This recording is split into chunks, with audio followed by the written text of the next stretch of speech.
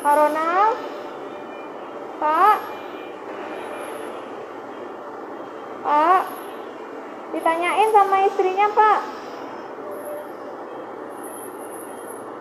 Cepat sembuh ya, nanti biar ketemu sama istrinya. Jangan dilepas, jangan dilepas. Shalom Bapak Ibu semuanya yang ada di manapun berada. Saya Ronald dan ini istri saya Risma. Dan hari ini kami akan menyaksikan kasih Tuhan dalam kehidupan kami, di mana saya disembuhkan Tuhan dari COVID-19. Dan inilah kisah kami.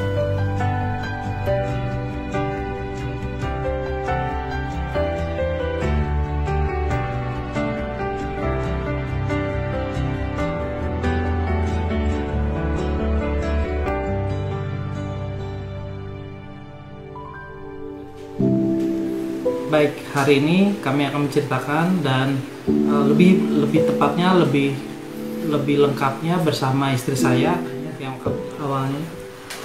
Shalom Bapak Ibu Saudara semua yang dikasihi Tuhan. Kami tahu dalam situasi pandemi ini nggak mudah, tapi kami percaya bahwa ada perlindungan Tuhan di dalam situasi pandemi ini. Dan kami itu sekitar bulan September pertengahan, suami saya sakit demam di hari pertama, kedua, bahkan di hari ketiga dia merasakan demam, batuk, dan bahkan dia merasakan awal pertamanya adalah gejala tipes, merasa demam naik turun seperti tipes, terus terakhir dia batuk, dan itu saya sudah worry, aduh Tuhan gimana nih ya, kondisi dia kok semakin hari semakin buruk. Dan saya sempat merawat dia, sempat memberikan obat yang juga saya minta juga dari dokter untuk dia bisa dikonsumsi di rumah. Tapi selama 3 hari dia merasakan sangat sakit dalam tubuhnya, bahkan untuk dia bergerak aja susah saat itu kondisinya. Dan entah kenapa perasaannya saya sudah langsung worry, dan saya memutuskan untuk saya bawa ke rumah sakit. Saat itu sekitar malam jam 12 malam, saya udah nggak bisa merasakan pernafasan itu, nggak bisa sesak, dan saya nggak bisa mencium bau, dan makanan pun nggak bisa ngerasain enaknya makanan tuh, nggak ada rasa gitu. Jadi ketika suami saya merasakan sakit selama 3 hari, saya langsung telepon. Pertama saya telepon sahabat kami, kami minta pendapat untuk bagaimana bisa bawa suami saya, dan akhirnya kami untuk coba telepon pihak ambulans. Nah, ketika kami telepon pihak ambulans, begitu banyak mungkin pasien yang begitu banyak pasien yang dijemput ambulan, jadi agak susah saat itu kondisi untuk kami dapat ambulan. Dan satu ketika kami memutuskan untuk bawa suami kami dengan kendaraan. Akhirnya teman-teman kami datang sekitar 6 pasangan untuk datang ke rumah, dan bahkan suami saya nggak bisa berdiri saat itu, jadi dia untuk dibawa dari lantai atas ke bawah itu butuh bantuan. Dan kami semua, bahkan teman-teman itu menggendong suami saya untuk membawa suami saya sampai ke mobil, dan bahkan di perjalanan menuju rumah sakit. Dan sampai di rumah sakit itu hujan lebat, dan sekitar itu kami datang ke rumah sakit pemerintah rujukan COVID. Nah, akhirnya di situ difasilitasi pemerintah di rumah sakit. Akhirnya suami saya mengalami beberapa tes yaitu mulai dari rapid sampai swab. Dan akhirnya di tes swab kedua, suami saya dinyatakan positif COVID-19. Di situ saya sebagai istri jujur berat dan nangis, nggak tahu harus bagaimana.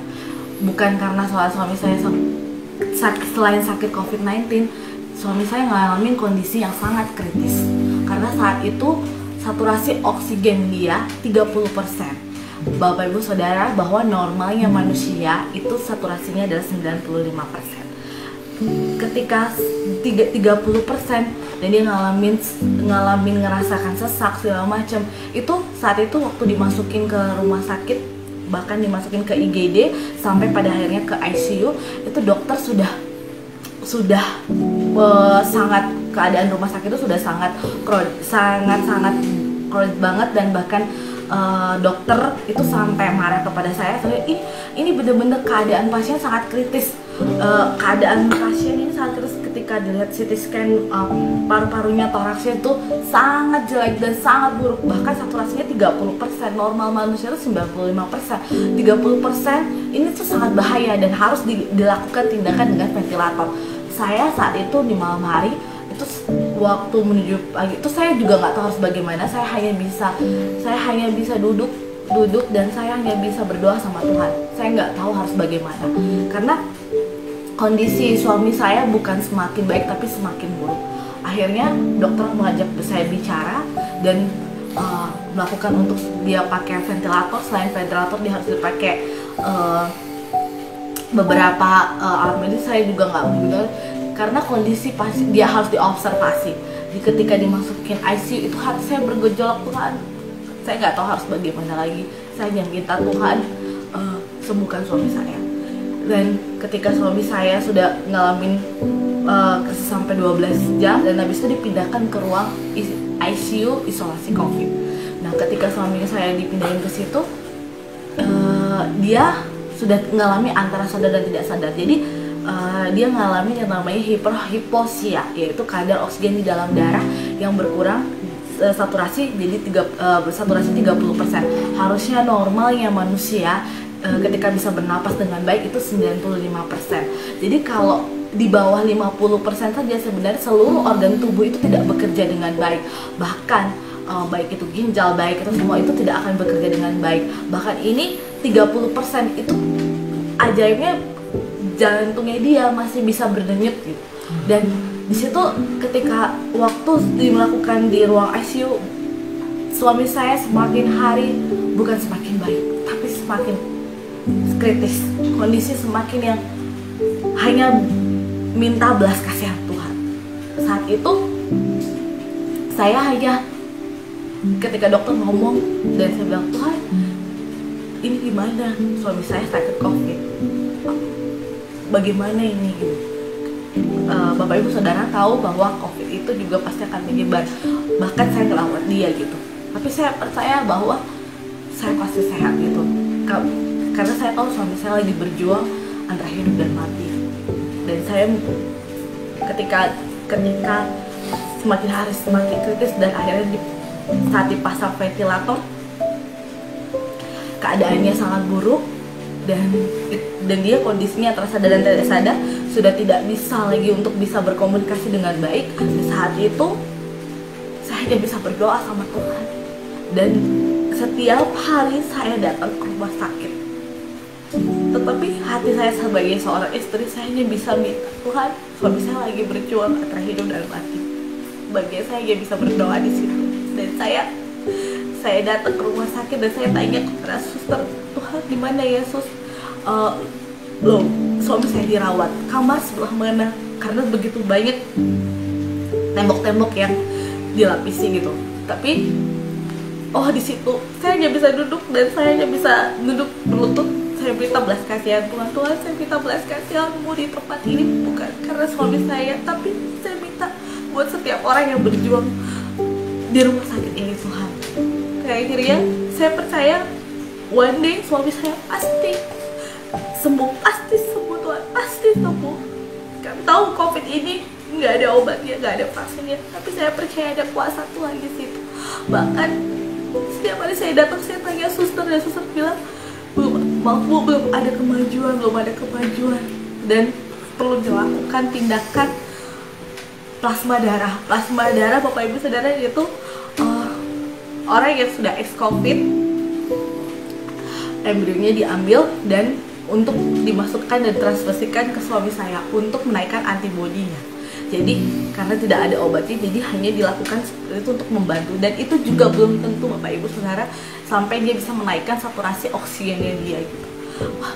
Waktu itu saya ketika dibilang harus mencari plasma darah, saya nggak tahu harus gimana, hanya saya bisa berdoa, dan saya bersyukur banyak sekali rekan-rekan dan banyak sekali orang-orang yang membantu yang menyumbangkan, bahkan datang ke PMI untuk memberikan plasma darah ke suami saya.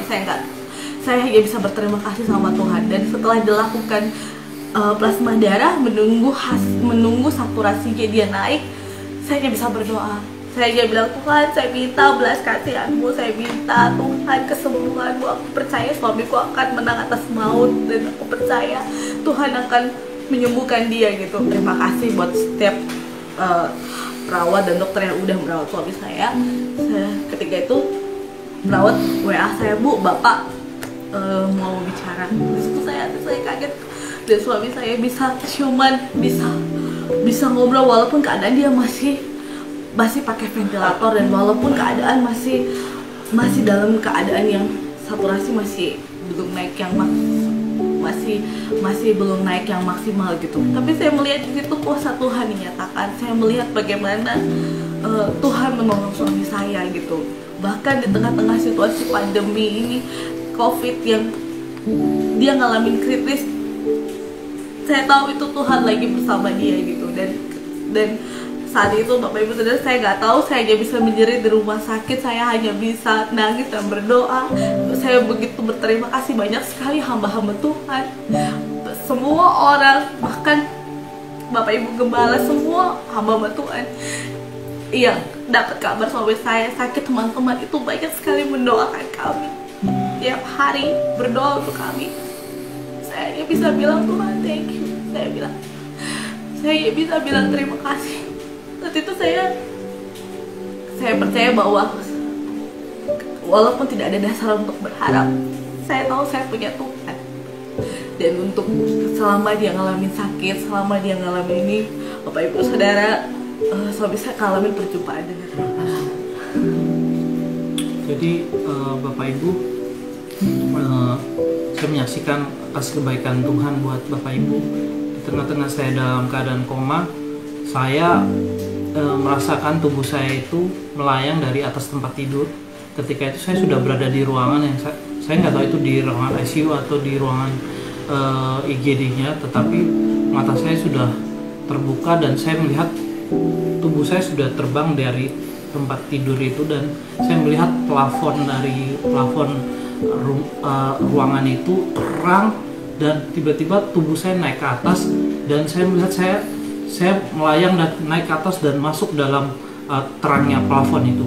Lalu Bapak Ibu, saya tiba-tiba setelah saya masuk dari tempat itu, lalu saya tiba-tiba berada di sebuah taman yang indah sekali.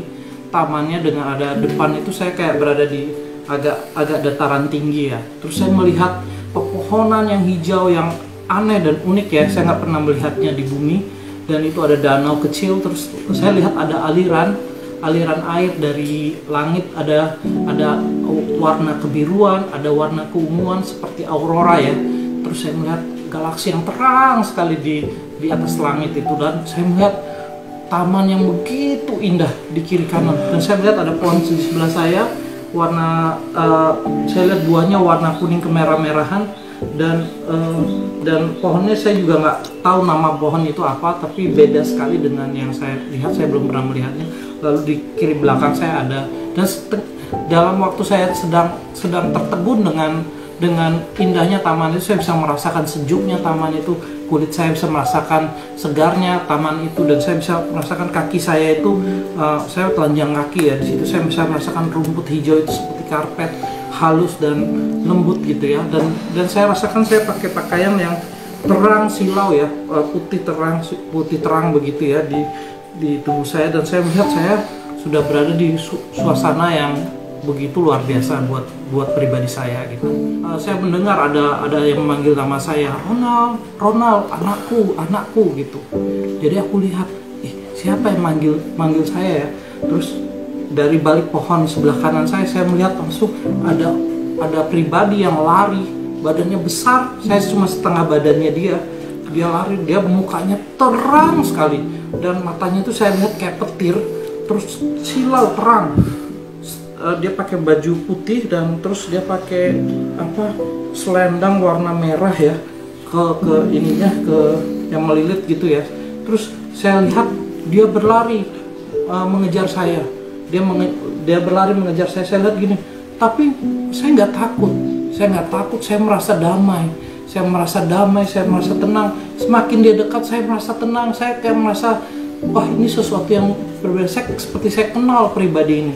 Ketika dia datang, dia berlutut, karena dia besar ya, dia berlutut dengan lutut satu ke sebelah kanan, terus dia peluk saya begini, kepala saya sudah di sini, lalu saya ngerasain pas saya dipeluk, aduh, ada energi yang masuk dalam tubuh saya. Tiba-tiba tubuh saya itu bergetar ya, gemeteran. Aduh, tiba-tiba saya menangis. Saya kok ngerasain sesuatu yang luar biasa, sukacita. Hati saya penuh dan damai sekali sih, yang nggak pernah saya rasakan sebelumnya. Ketika saya dipeluk itu, saya merasakan kedahsyatan yang luar biasa dalam hidup saya. Di situ saya tahu saya dipeluk Tuhan saat itu. Jadi Bapak Ibu, ketika saya dipeluk sama Tuhan, tiba-tiba saya melihat sebuah penglihatan. Saya melihat seperti saya berada di suasana itu, dan saya melihat di depan saya ada saya sendiri. Saya waktu masih lahir, saya masih baby, saya sampai kecil TK, SD, SMP, bahkan sampai kuliah, sampai menikah dengan istri saya. Bahkan sampai saya di ruangan ICU, saya melihat diri saya, ada Tuhan di samping saya. Saya melihat Tuhan lagi pegang dada saya waktu pas di ruangan ICU itu. Dia pegang dada saya seperti ini, dan dia di samping saya. Nah, saya melihat dari waktu saya masih kecil, ketika saya latihan naik sepeda, saya nggak tahu ternyata saya diselamatkan Tuhan saat itu, karena ada batu kerikil, karena jalan rumah saya itu masih berbatu-batu, tapi ada beberapa batu yang Tuhan tiup. Terus ketika saya belajar, dia tiup sehingga batu-batu itu minggir tanpa saya tahu. Ternyata saya diselamatkan Tuhan. Kalau tidak, saya mungkin jatuh dan saya kena batu besar di sawah, di samping sawah saat itu, dan mengantuk kepada kepala saya. Dan saya mungkin saat itu bisa gegar otak ataupun saya bisa meninggal di tempat. Tapi di situ saya lihat Tuhan tolong saya. Mulai SD, terus saya pernah diusir sama bapak saya waktu pas malam jam 2 pagi. Saya lari, saya bingung, terus saya bingung cari di mana, karena jam 2 pagi itu saya nggak berani masuk ke rumah orang kan gitu. Jadi saya jalan kaki dan saya menemukan kuburan. Di samping kuburan ada sanggah gitu ya, sanggahnya orang Bali. Saya tidur di situ karena hangat. Saya tidur di situ dengan pakai sendal saya sebagai bantal tidur saya. Dan pada waktu itu dari tembok kuburan itu ada ular. Saya lihat ada ular itu masuk kuburan itu, masuk ke sanggah itu dan mau menggigit saya. Dan dia 2 meter, warnanya hijau gelap, lalu ada kuning di tubuhnya itu, dan matanya merah. Waktu dia lagi mendekati saya begini, lalu Tuhan hadir. Tuhan hardik dia, pergi. Lalu dia pergi, ular itu pergi. Dan saya lihat, Tuhan tolong saya. Waktu saya masih kecil, saya nggak tahu kalau saya diselamatkan Tuhan malam itu. Pada waktu saya udah mulai dewasa, saya banyak melakukan kesalahan dalam hidup saya. Dan ketika saya melakukan kesalahan itu, dosa-dosa itu, saya melihat diri saya melakukan, dan saya lagi senang-senangnya, Tuhan di samping saya lagi nangis. Jangan anakku, kata Tuhan di situ di samping dia nangis. Jangan anakku, jangan, dia sedih, dia nangis. Dan waktu aku melihat aku melakukan itu, Tuhan ampuni aku Tuhan.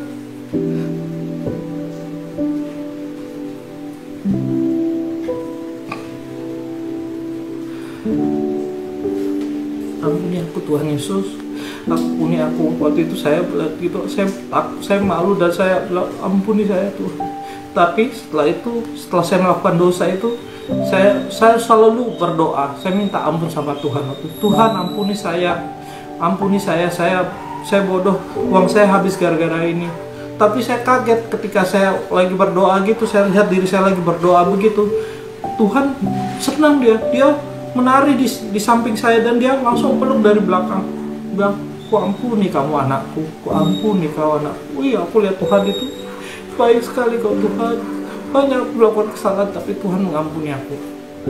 Dan ketika ketika saya melihat itu, ketika saya menikah sama istri saya lihat tangannya memberkati kepala saya dan istri saya.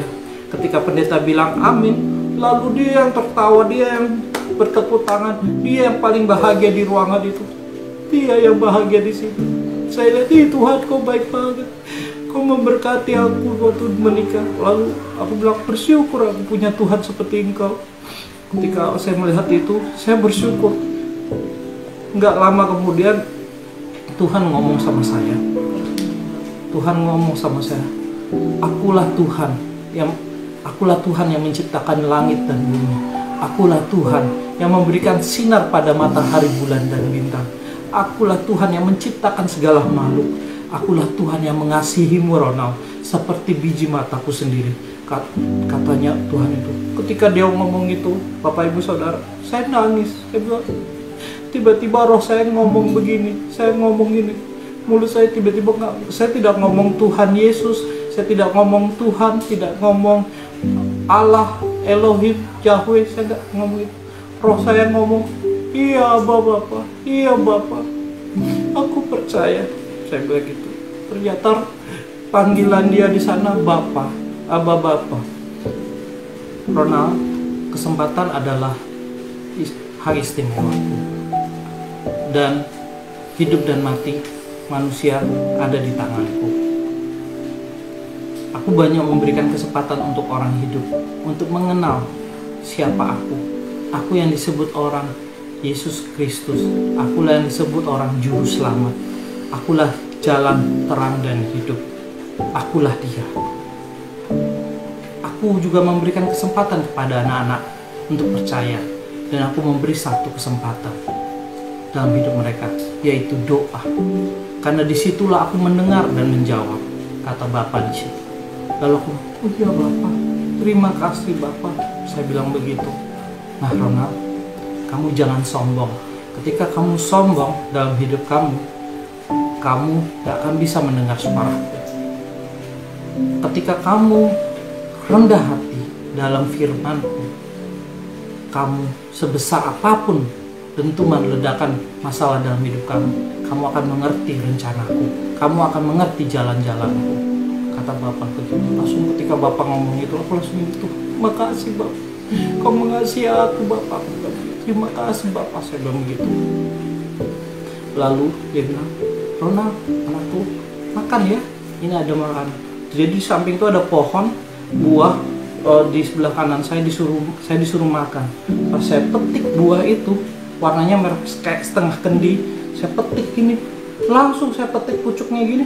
Dari pucuknya yang saya petik itu muncul buah baru lagi, tunggu gitu. Wih, saya langsung kaget, saya terkejut. Wih, ini pohon kok tumbuh buah baru lagi ketika saya petik. Lalu saya makan Bapak Ibu buah itu. Waduh, segar sekali buah itu, sampai airnya itu mengalir di dagu saya sampai di tenggorokan saya. Aduh Bapak, terima kasih Bapak, terima kasih, saya bilang itu. Terima kasih. Di situ Bapak Ibu, saya menyaksikan kasih kebaikan Tuhan. Ketika saya makan itu saya rasa segar sekali. Terus tiba-tiba Bapak bilang begini, seperti itulah anakku, aku ingin hidup kamu berbuah manis, segar, dan berkenan di hatiku. Ketika Bapak ngomong begitu, saya langsung gini, iya Bapak, aku mau, aku bilang gitu. Dan di situ saya merasakan sukacita bersama Bapak di situ. Lalu Bapak bilang begini, anakku, aku minta tolong bersama kamu. Dia bilang minta tolong. Aku ingin kamu menjadi saksiku. Karena ini tempat hanya persinggahan buat kamu. Kamu kembali ya. Ketika Bapak bilang begitu, aku langsung, Bapak, aku nggak mau balik, Pak. Aku mau bersama engkau di sini selamanya, saya bilang begitu. Karena benar Bapak Ibu, ketika sudah bersama Bapak, kita nggak akan mau balik. Karena saya merasakan, waduh, begitu luar biasa tempat itu, begitu dahsyatnya Tuhan saya dan Bapak di surga itu ya. Bapak di surga bilang begini, anakku, masih banyak ku dengar anak-anakku berdoa, bahkan istri kamu, tapi rencanaku belum selesai pada kamu.